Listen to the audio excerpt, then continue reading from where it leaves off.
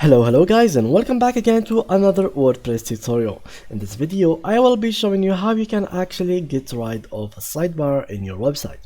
So first of all, please make sure guys that you have already opened this dashboard, that I have already made a tutorial about it, how to get it, how to open it in previous videos.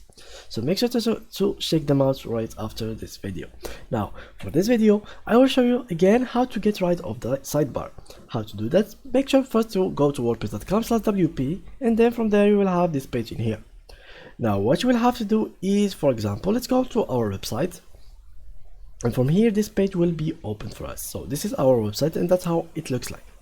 Now how to get rid of this sidebar, which is something for some of you guys find it annoying or don't want it in your website. So what you have to do, there is actually multiple methods. So first of all, click on customize, and guys from here you will find widgets. If you find sidebar here, that's good. You can remove it by clicking on these and remove. The other way how to remove it, basically it is going to F12 or clicking on right click and go to view page source, or not view page source but inspect, and again from here this page will be open for you.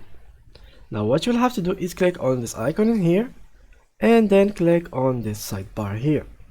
Now from here you can go ahead and click on this CSS style here and go and click on display and then add none. If the whole page got deleted, that means that we have selected the wrong area. So what we'll have to do again is go here, for example, display none, and yeah, now what you'll have to do is copy all of this thing and add it to your additional CSS and add it here. So publish, something like that, and here we go, it is now deleted. Of course sometimes it will not work because the CSS is really working and stuff like that, but by the end of the time it will do the job for you guys. So yeah guys, that's how you can actually remove a sidebar using HTML or CSS or even this widget section. So thank you guys for watching and see you in the next tutorial. Bye bye.